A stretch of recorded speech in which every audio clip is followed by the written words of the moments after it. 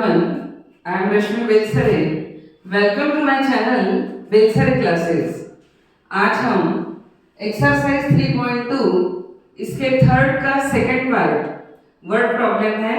तो इसमें linear equations हमको दो इक्वेशंस फॉर्म करना है और फिर उसको सब्स्टिट्यूशन मेथड से सॉल्व करना है। तो क्वेश्चन है हमारे पास कि the larger of two supplementary angles, कि दो सप्लीमेंट्री एंगल्स में से जो लार्जर है वो है एक्सीड्स द स्मॉलर, स्मॉलर से बड़ा, एक्सीड यानी ज्यादा, तो स्मॉलर से बड़ा कितना, बाय 18 डिग्रीज, 18 डिग्रीज बड़ा है। तो फाइंड देम मीन्स हमको स्मॉलर एंड लार्जर दोनों एंगल्स फाइंड आउट करना है। मैं आपको एक बार बता दूं कि two angles are called supplementary if their sum is 180 degree. ये यदि दो एंगल्स है तो इक्विवेलेंट तो यहाँ गिवन नहीं है, 90 और 90 दो इक्वल सप्लीमेंट्री एंगल्स भी हो सकते हैं, बट यहाँ पर जैसे ये एक्यूट एंगल है हमारे पास x, तो ये होगा स्मॉलर एंगल, और ये हमारे पास y, ये ग्रेटर जो है वो ऑब्ट्यूज एंगल। तो इस तरीके से हमारे पास एक स्मॉलर और एक ग्रेटर, ये दो एंगल्स होंगे। और हमको यहाँ सपोज यही करना है, क्यों? क्योंकि कंडीशन इन दोनों इक्वेशंस के बीच में गिवन है। तो हम सपोज करते हैं कि let the larger angle is to be x degree, कि हमने लार्जर एंगल को सपोज किया x डिग्री है and the smaller one is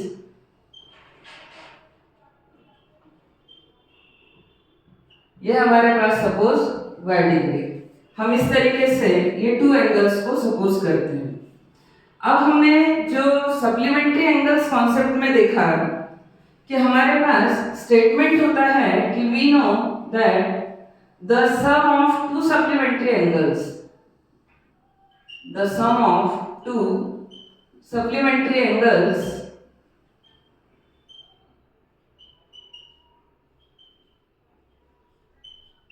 B 180 degree, कि दो सप्लीमेंट्री एंगल्स का सम हमारे पास 180 डिग्री होता है। तो फर्स्ट इक्वेशन इसी इंफॉर्मेशन से हमारी बन जाएगी कि ये दो सप्लीमेंट्री एंगल्स है, तो हमारी फर्स्ट इक्वेशन होगी x plus y is equals to 180 degree. तो दैट इज फर्स्ट इक्वेशन, ये हुआ। अब सेकंड इक्वेशन जो फॉर्म होगी वो इस क्वेश्चन में जो रिलेशन गिवन है उस बेस पर। देखिए, the larger of two supplementary angles, कि दो सप्लीमेंट्री एंगल्स में से जो लार्जर एंगल है वो है, तो गिवन है कि लार्जर एंगल एक्सीड्स मतलब ज्यादा है द स्मॉलर, स्मॉलर एंगल से। तो हम यहां लिखेंगे स्मॉलर एंगल उससे एक्सीड्स मीन्स ज्यादा है, मीन्स प्लस कितना 18 डिग्री। तो ये होगा हमारा 18 degree. Larger angle is equals to smaller angle plus 18 degree.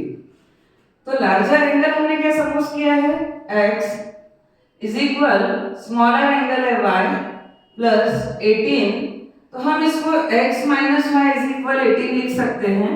But substitution के लिए हमारे पास ये इक्वेशन ही काफी है कि x की इस वैल्यू को हम फर्स्ट इक्वेशन में सब्स्टिट्यूट कर दे तो हमारे पास y की वैल्यू आ जाएगी। तो ये हमारी सेकंड इक्वेशन। अब हम लिखेंगे कि substitute x is equal y plus 18 in equation 1। इस फर्स्ट इक्वेशन में हम x की इस वैल्यू को सब्स्टिट्यूट करते हैं, तो ये होगा हमारे पास कि x plus y is equal 180 degree. x means है y प्लस 18। इस x की प्लेस में हम लिख रहे हैं y प्लस 18 और ये है प्लस y, तो plus y is equal to 180 degree. y plus y 2y is equal 180 minus 18। So 2y is equals to 162 degree. ये हम माइनस करके लिखे। अब है हमारे पास कि 2y is equal 162, so y is equal 162 upon 2, 281 so y is equal 81 degree. तो हमारा जो स्मॉलर एंगल है वो हो गया 81 डिग्री। अब y की इस वैल्यू को हम यहाँ सब्स्टिट्यूट करते हैं सेकेंड इक्वेशन में, तो फ्रॉम 2 ये होगा x is equal y plus 18। So x is equal y means है 81 plus 18, so x is equal 99 degree. तो लार्जर एंगल हमारे पास हुआ 99 डिग्री x और smaller angle y is equal 81 degree. तो ये वेरिफिकेशन भी हो गया कि x को हमने लार्जर एंगल सपोज किया था, तो हमारे पास बराबर वैल्यू ग्रेटर है, और स्मॉलर हमारे पास y था उसकी वैल्यू स्मॉलर है, y is equal 81। और यदि हम इन दोनों का सम करते हैं तो हमारे पास सम 180 है, means they are supplementary angles. तो इस तरीके से केवल क्वेश्चन का मीनिंग वर्ड टू वर्ड हमारे समझ में आना चाहिए। तो ये क्वेश्चंस बहुत ही इजी होते हैं। होप करती हूँ कि ये क्वेश्चन आपको बहुत अच्छे से समझ में।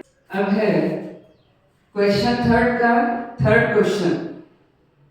The coach of a cricket team boys 7 bats and 6 balls for rupees 3,800 कि एक क्रिकेट टीम के कोच ने 7 bats and 6 balls टोटल इतने रुपीस में खरीदी। लेटर शी बाइज, बाद में उसने 3 bats और 5 balls और खरीदे इतने रुपीस में। Find the cost of each bat and each ball. कभी भी क्वेश्चन की लास्ट लाइन में जो अननोन वैल्यू सपोज करना है, मतलब अननोन वैल्यू फाइंड आउट करना है, उसी को सपोज करना होता है। तो हम पहले लिखेंगे कि suppose let the cost of each means 1, cost of 1 bat is rupees x।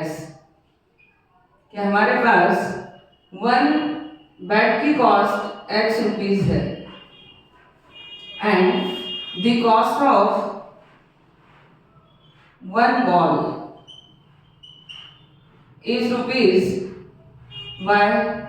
तो ये y रुपीस है, ये हमने सपोज किया। अब इस फर्स्ट केस के लिए हमारे पास इक्वेशन क्या होगी?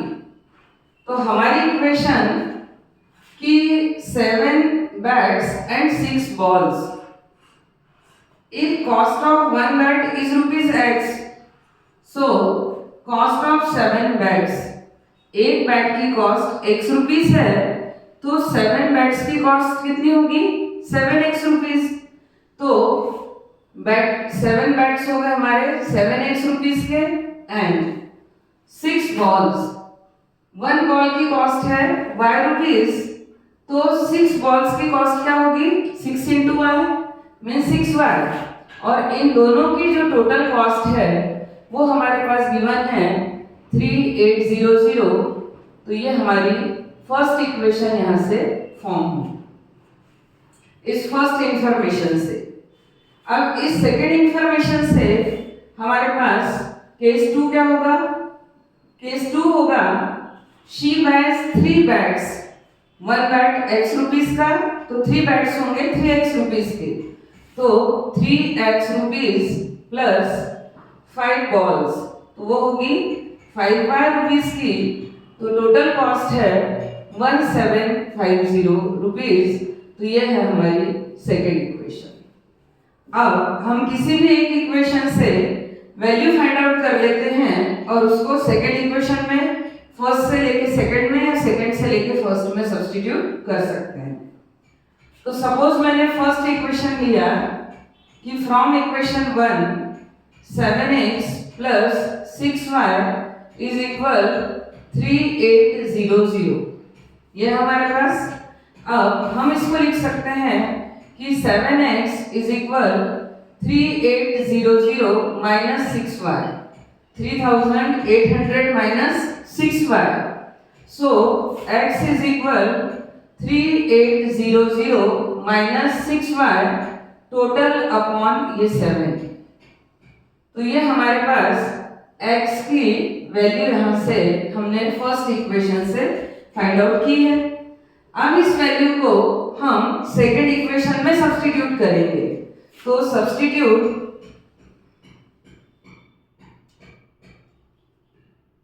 दिस वैल्यू कि 3800 माइनस 6y अपॉन 7, ये हम इक्वेशन 2 में, क्योंकि हमने ये सब्स्टिट्यूशन इक्वेशन 1 से किया, तो इन इक्वेशन 2 फर्स्ट से x की वैल्यू हमने फाइंड आउट की और सब्स्टिट्यूट करेंगे सेकेंड इक्वेशन में।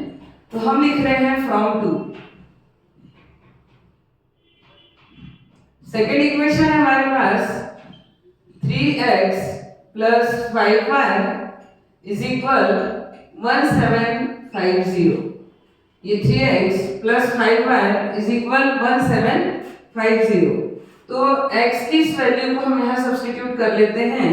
तो ये होगा 3800 माइनस 6y अपॉन 7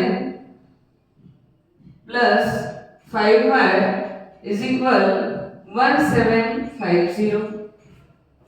ठीक है, अब हम इसको साथ में सॉल्व करते हैं कि 3 से इसको मल्टीप्लाई करेंगे और एलसीएम 7 लेके टोटल के अपॉन में हम 7 ले रहे हैं।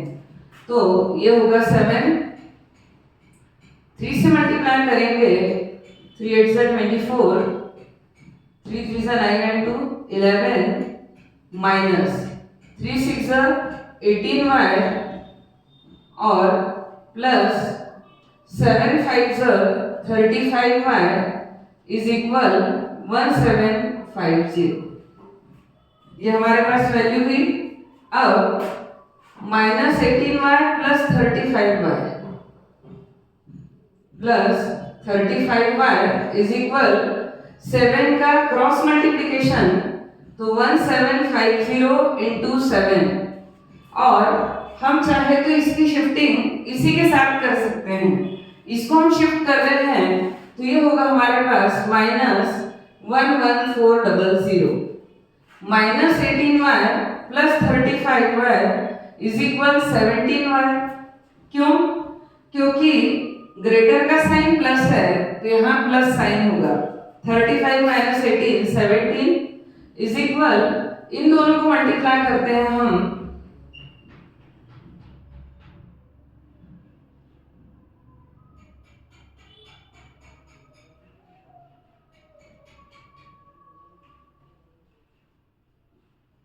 तो इस तरीके से हमारे पास ये वैल्यू आई। अब है 17y इज इक्वल्स टू, ये है 0 5, ये 2 माइनस 4 8 आ जाएगा, तो ये हो गया 850 और 122, तो y इज इक्वल 850 अपॉन 17, 17 1 17 5 85, तो y की वैल्यू हुई हमारे पास 50। y की वैल्यू हुई 50 और y हमने सपोज किया था क्या कि कॉस्ट ऑफ 1 बॉल, तो हमारे पास कॉस्ट ऑफ 1 बॉल हुआ y इज इक्वल 50 रुपीज। ये हमारे पास कॉस्ट ऑफ वन बॉल। अब हम इस y की वैल्यू को इस x की वैल्यू में सब्स्टिट्यूट कर देते हैं। तो मैं यहाँ पर सॉल्व कर रही हूँ आगे का क्वेश्चन।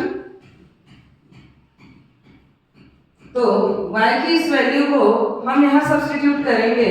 x इज इक्वल हमारे पास 3800 माइनस 6y अपॉन 7। इस इक्वेशन में हम y की वैल्यू सब्स्टिट्यूट करेंगे तो x होगा हमारे पास जो 1 बैट की कॉस्ट होगी। तो x is equal 3800 minus 6 into y means है 50 upon 7। x is equal minus 300 upon 7। So x is equal 3500 upon 7, 7 5 तो ये हुआ 500 रुपीज। तो x is equal rupees 500 and y is equal हमारे पास है रुपीज 50। तो इस तरीके से हमारे पास x एंड y दोनों वैल्यूज आ गई है। तो जो हमको क्वेश्चन में पूछा था तो हमारा आंसर हुआ कि कॉस्ट ऑफ वन, पहले है हमारे पास बैट, तो बैट को हमने सपोज किया था x, तो वो हो गया rupees 500 and cost of one ball, cost of one ball is rupees 50। तो इस तरीके से हमारे पास ये दोनों वैल्यू आ गई है। इस 3.2 एक्सरसाइज में सब्स्टिट्यूशन मेथड से सॉल्व किया है, इसीलिए हम वैल्यू सब्स्टिट्यूशन मेथड से सॉल्व कर रहे हैं। अदरवाइज जब हम एलिमिनेशन भी पढ़ लेंगे तो आप पेपर में इसे एलिमिनेशन से भी सॉल्व कर सकते हो। तो बहुत ही इजी था कि जो पूछा था वो हमने सपोज किया। 1 बैट की कॉस्ट x रुपीस थी तो 7 बैट्स की कॉस्ट हुई 7x। इस तरीके से 1 बॉल की कॉस्ट y रुपीस तो 6 बॉल्स की हो गई 6y और दोनों का टोटल कॉस्ट है 3800। तो हमने 7x plus 6y is equal 3800। इस तरीके से दोनों इक्वेशंस फॉर्म की जो pair of linear equations into variables है और फिर उसको सब्स्टिट्यूशन मेथड से इस तरीके से सॉल्व किया। होप करती हूँ कि समझ आ रहा हो। Fixed charge together with the charge for the distance covered, कि टैक्सी चार्ज करती है कितना। एक तो फिक्स्ड चार्ज, यदि आपने जैसे ही टैक्सी हायर की या आप टैक्सी में बैठते हो तो आपको फिक्स्ड चार्ज तो देना ही पड़ेगा और जितनी डिस्टेंस आप ट्रैवल करेंगे उसके चार्ज अलग होंगे। अब for a distance of 10 kilometre, यदि आप 10 किलोमीटर डिस्टेंस ट्रैवल करते हैं तो the charge paid is rupees 105। तो हमको 105 रुपीज पे करना पड़ेगा। And for a journey of 15 kilometre, यदि आप 15 किलोमीटर ट्रैवल करते हैं तो चार्ज जो है रुपीज 155 लगेगा। बोला है what are the fixed charges and the charge per kilometre. ये दो अननोन वैल्यूज है, तो हमने फिक्स्ड चार्ज जो है ऑफ अ टैक्सी वो सपोज कर लिया x रुपीस और चार्जेस फॉर 1 किलोमीटर ये हमने सपोज किया y रुपीस। तो इस हिसाब से जब भी आप टैक्सी हायर करोगे मीन्स आपको फिक्स्ड चार्ज देना ही है और जो डिस्टेंस है उसमें पर किलोमीटर के चार्जेस y रुपीस के हिसाब से आपको पे करना है। तो हमारी फर्स्ट केस होगी कि for a distance of 10 kilometre, यदि 10 किलोमीटर डिस्टेंस ट्रेवल करना है तो x रुपीस हमारा फिक्स्ड चार्ज और 10 किलोमीटर डिस्टेंस के लिए 1 किलोमीटर के लिए y रुपीस, तो 10 किलोमीटर के लिए होगा हमारा 10y रुपीस और ये टोटल हमको पे करना है कितना 105 रुपीस। इस तरीके से ये फर्स्ट केस हमारे क्वेश्चन में गिवन है। तो यहाँ से ये होगा x is equal 105 minus 10y। तो ये हमने यहीं से x की वैल्यू फाइंड आउट कर ली है और सब्स्टिट्यूशन के लिए हम इसको सेकंड इक्वेशन में सब्स्टिट्यूट करेंगे। सेकंड केस है कि the charge paid is rupees 105 and for a journey of 15 kilometre, 15 kilometre journey के लिए आपको 155 रुपीज पे करना है। बट वही कि यदि फिक्स्ड चार्जेस x रुपीज है और 15 किलोमीटर जर्नी के लिए 15y रुपीज, तो टोटल चार्ज है हमारे पास चार्जेस 155 रुपीज। अब x की इस वैल्यू को हम यहाँ सेकेंड इक्वेशन में सब्स्टिट्यूट करते हैं, तो ये होगा 105 minus 10y plus 15y is equal 155 minus 10y plus 15y is equal 5y is equals to 155 minus 105। So 5y is equal 50। So y is equal 50 upon 5 means 5 times y is equal rupees 10 means 1 kilometre distance के लिए हमको 10 rupees पे करना पड़ेगा। अब y की इस value को हम इस इक्वेशन में सब्स्टिट्यूट करते हैं, तो हमारे पास x जो फिक्स्ड चार्ज है उसकी वैल्यू आ जाएगी। तो हम लिखेंगे फ्रॉम 1 है x is equal 105 minus 10y। So 105 minus 10 into y means 10, तो 105 माइनस 100, तो ये हुआ ₹5। x is equal ₹5 means fixed charges जो है वो ₹5 है। इस तरीके से हमारे पास फिक्स्ड चार्ज की भी वैल्यू आ गई और हमारे पास ये चार्जेस फॉर 1 किलोमीटर की भी वैल्यू आ गई है। ये दोनों वैल्यूज हो गई, तो हमारा आंसर 1 तो यही हो गया है। आंसर 1 क्या है हमारे पास कि फिक्स्ड चार्ज वो है ₹5 और चार्जेस फॉर 1 किलोमीटर या पर किलोमीटर, तो ये होगा ₹10 जो हमने बाय सपोज किया था। और लास्ट में एक लाइन और है कि how much does the person have to pay for travelling a distance of 25 kilometre. यदि कोई पर्सन 25 किलोमीटर डिस्टेंस ट्रेवल करता है तो उसे कितने रुपीस पे करना पड़ेगा। तो हमारे पास फिक्स्ड चार्जेस है x रुपीस और 25 किलोमीटर डिस्टेंस के लिए x प्लस 25, तो x मीन्स है 5 प्लस 25 इंटू y मीन्स 10, तो ये होगा 5 प्लस 250 मीन्स ₹255। तो यदि वो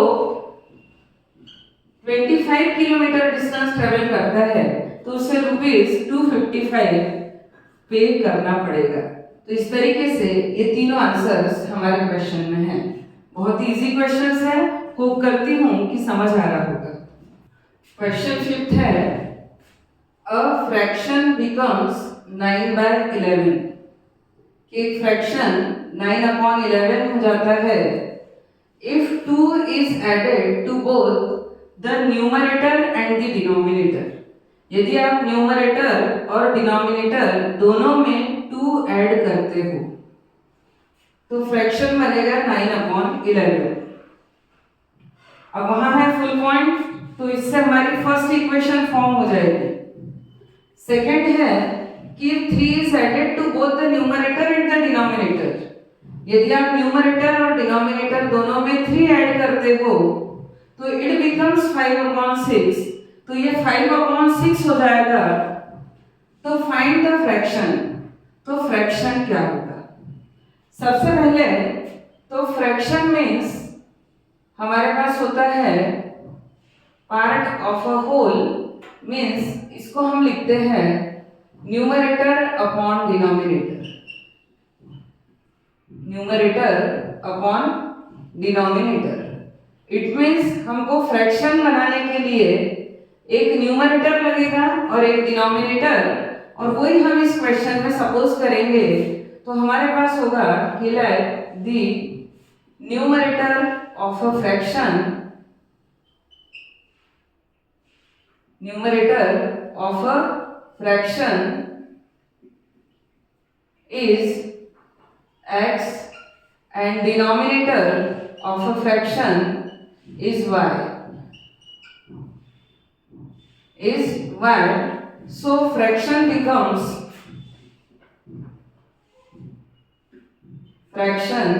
is x upon y. तो हमको इसकी वैल्यू फाइंड आउट करना है, x अपॉन y। ये अब केस फर्स्ट हमारे पास है, अ फ्रैक्शन बिकम्स 9/11। एक फ्रैक्शन 9/11 बन जाता है कब? If 2 is added to both the numerator and the denominator, यदि न्यूमरेटर और डिनोमिनेटर इन दोनों में आप 2 ऐड करते हो। इन दोनों में यदि आप 2 ऐड करते हो। अब इसको सॉल्व करने की हमारी मेथड क्या होती है? Cross multiplication method. तो 11 into x plus 2 is equal 9 into y plus 2। तो 11 into x 11x plus 11 to ज़र 22 is equal 9y plus 9 to ज़र 18। अब इक्वेशन होगी 11x is equal 9y plus 18 minus 22। अब मैं माइनस 9y माइनस 18 तो a1 ax plus by plus c form में convert कर सकती हूँ, बट मुझे पता है कि मुझे आगे सब्स्टिट्यूशन मेथड करना है, तो मैं इक्वेशन उसी तरीके से फॉर्म करूंगी। तो ये होगा हमारे पास 11x इज इक्वल 9y और प्लस 18 माइनस 22 मीन्स -4। तो ये हमारे पास 11x की वैल्यू आप एक शिफ्टिंग और कर लो, तो ये होगा x is equal 9y -4 upon 11। तो इस तरीके से ये हमारी x की वैल्यू हुई 9y -4 अपॉन 11। ये x की वैल्यू हुई। अब हमारे पास केस 2 क्या है? केस 2 है हमारे पास कि if 3 is added to both the numerator and the denominator, कि यदि आप न्यूमरेटर और डिनोमिनेटर दोनों में +3 करते हो तो इट बिकम्स 5/6, मतलब फ्रैक्शन बिकम्स 5/6। तो इस तरीके से अब यहाँ से हमारी सेकंड इक्वेशन फॉर्म होगी। तो cross multiplication 6 into x plus 3 is equals to 5 into y plus 3। इसको इससे मल्टीप्लाई करेंगे और 5 से इसको मल्टीप्लाई करेंगे, तो 6 into x 6x plus 6 into 3 6 3 is 18 5y plus 5 3 is 15। बहुत बार बच्चे ऐसे मिस्टेक कर जाते हैं कि फर्स्ट डिजिट को मल्टीप्लाई करते हैं, सेकंड को नहीं, इसीलिए यहाँ ब्रैकेट लगाना कंपलसरी है और दोनों डिजिट्स के साथ मल्टीप्लिकेशन होना चाहिए। तो ये होगा हमारा 6x इज इक्वल 5y, या आप चाहो तो 15 माइनस 18। हम 5y की शिफ्टिंग इधर कर देते हैं, तो -5y इज इक्वल 15 माइनस 18। क्यों? क्योंकि x जो है वो y फॉर्म में है। यदि दोनों y वैल्यूज LHS में होगी तो y की वैल्यू इजीली आ जाएगी। तो ये हुआ हमारे पास 6x minus 5y is equal 15 और ये -18। तो 6 इंटू x मीन्स है 9y minus 4 upon 11 minus 5y is equals to -3। अब आप चाहो तो इस 6 को इसके अपॉन में लेके कैंसिल भी कर सकते हो और आप चाहो तो डायरेक्ट सॉल्व भी कर सकते हो। अब यहाँ मैं 11 से इसको इस पार्ट से मल्टीप्लाई भी करूंगी और 11 जो मेरा डिनोमिनेटर है तो वो एलसीएम में भी आएगा 11, तो 6 9 54y minus 6 4 24 minus 11 5 55y is equal -3. तो 54y minus 55y minus y minus 24 is equal 11 into minus 3 minus 33. तो minus y is equal minus 33 minus 24 की शिफ्टिंग होगी तो ये माइनस 24 और ये होगा हमारे पास माइनस 9. अब माइनस टू माइनस कैंसल तो y इज इक्वल हमारे पास 9. तो y की वैल्यू आ गई हमारे पास अब 9. अब y की इस वैल्यू को हम इसमें सब्स्टिट्यूट करेंगे तो x की वैल्यू आ जाएगी. तो हमारी नेक्स्ट स्टेप यहीं पे होगी.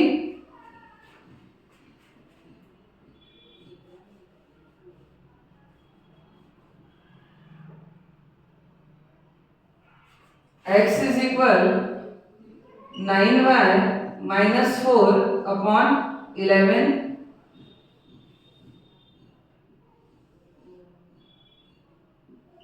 x is equal 9 into y की प्लेस पे रखना है 9 minus 4 upon 11. So x is equal 9 9 81 minus 4 upon 11. So x is equal 77 upon 4. 81 minus 4 तो होगा 77 upon 11. 11 7 so x is equal 7. तो यहाँ हमारे पास x की वैल्यू हुई 7. हमको आंसर पूछा है फाइंड द फ्रैक्शन. फ्रैक्शन हमारे पास है numerator upon denominator means x upon y. तो हमको वैल्यू फाइंड आउट करना है x अपॉन y की. तो हमारा फ्रैक्शन होगा x upon y is equals to 7 upon 9. ये हमारा आंसर होगा x और ये y की वैल्यू. तो इस तरीके से वो फ्रैक्शन जो है वो है 7 अपॉन 9. तो ये फिफ्थ क्वेश्चन यहाँ कंप्लीट हुआ. थर्ड का फिफ्थ. होप करती हूँ कि अच्छे से समझ आ गया. क्वेश्चन 6 है 5 years hence. 5 years के बाद the age of Jacob will be 3 times that of his son. Jacob की एज हो जाएगी future tense 3 times that of his son. 3 times times यानी मल्टीप्लिकेशन 3 गुना जिसको हम बोलते हैं.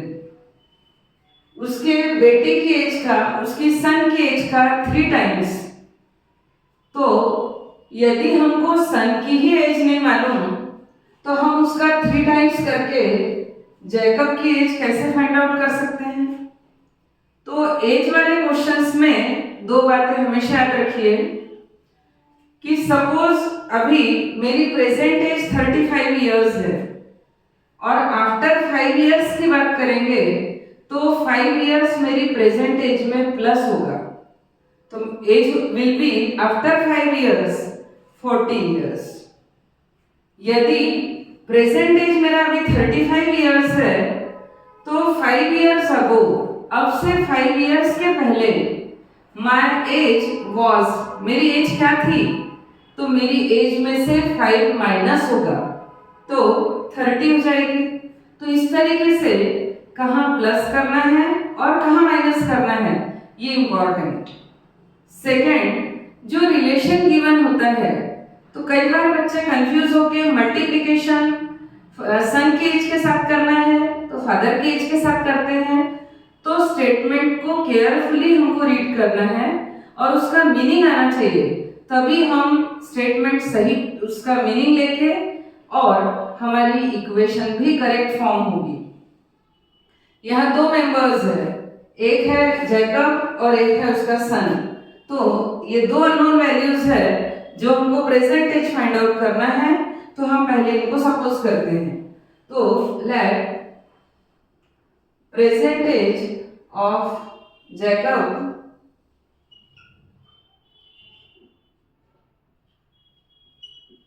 is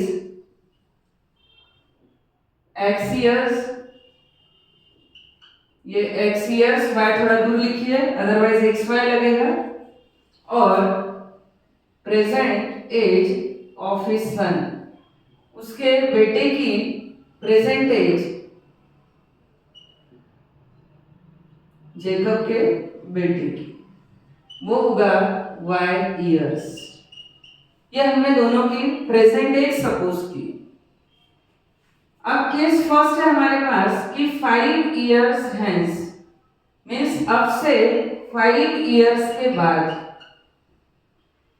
एक बात और मैं आपको बता दूं कि 5 इयर्स के बाद यदि जैकब की एज इंक्रीज होगी तो क्या उसका बेटा वहीं खड़ा रहेगा?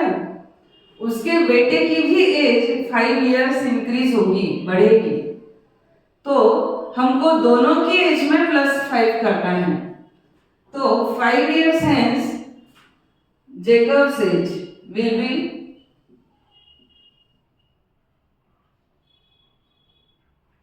जो अभी प्रेजेंट एज है उसमें आपने 5 प्लस कर दिया तो वो होगी x + 5 इयर्स, और his son's age after 5 years, यानी अब से 5 इयर्स के बाद उसके सन की एज क्या होगी? तो अभी y है तो वो होगी y + 5 इयर्स, ये उसके सन की एज होगी। तो इस तरीके से हमने 5 इयर्स बाद की दोनों की एज फाइंड आउट कर ली। अब इनमें रिलेशन क्या है देखिए, 5 years hence the age of Jacob will be, Jacob की एज होगी, कितनी होगी?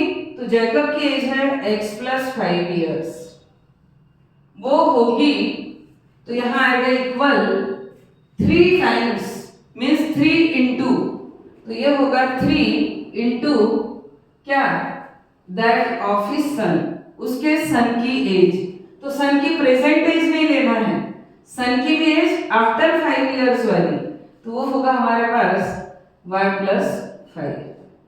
तो इस तरीके से हमारे पास यहां से फर्स्ट इक्वेशन बनेगी।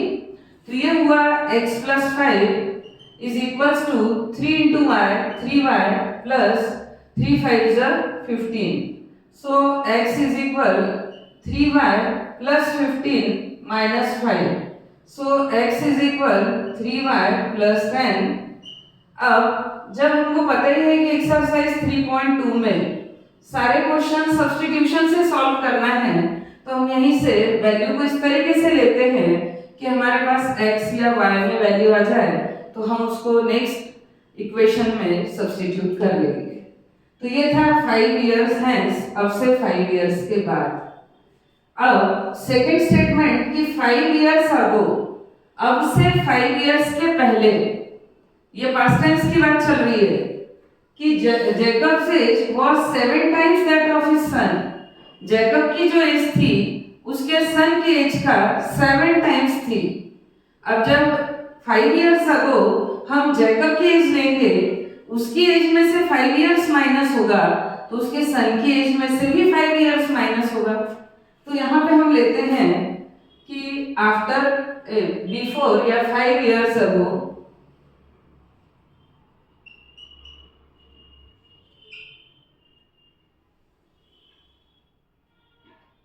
जैकब्स एज, तो जैकब की एज होगी कितना?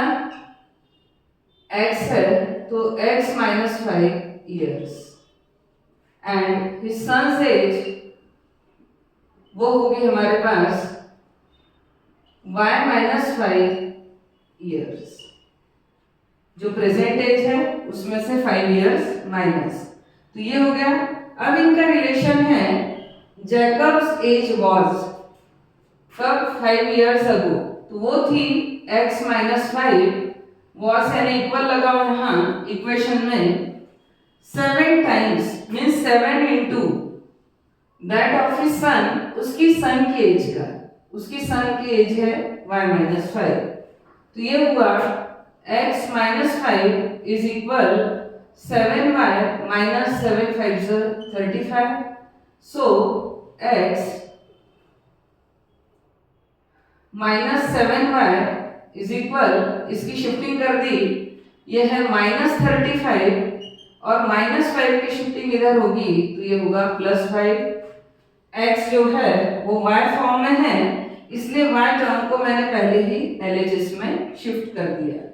अब यहाँ से x की वैल्यू हम वहाँ सब्स्टिट्यूट करेंगे तो x इज इक्वल है 3y + 10, 3y + 10, ये x की वैल्यू हुई -7y is equal -35 + 5 -30, 3y - 7y तो ये होगा हमारे पास -4y इज इक्वल -30 और +10 की शिफ्टिंग होगी तो -10, तो ये हमारे पास हुआ -4y is equal -40। So y is equal 40/4 means 10। तो y is equal 10 years means y हमने सपोज किया था प्रेजेंट एज ऑफ जैकब्स सन, तो उसकी एज हुई 10 years। अब y की इस वैल्यू को यहाँ सब्स्टिट्यूट करते हैं तो ये होगा हमारे पास x is equal 3 into y means है 10 + 10, तो x इज इक्वल 10 3 = 30 + 10 40, तो x इज इक्वल 40 years। तो जैकब की प्रेजेंट एज हुई 40 years। तो इस तरीके से हमारे पास आंसर्स हुए कि present age of Jacob is equal 40 years and present age of his son, उसके सन की एज वो है 10 years।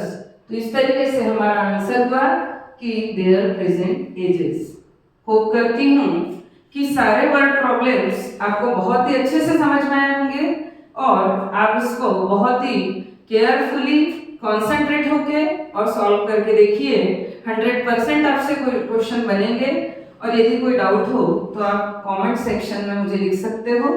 और मेरी काइंड रिक्वेस्ट कि please like, share and subscribe to my channel Belsare classes.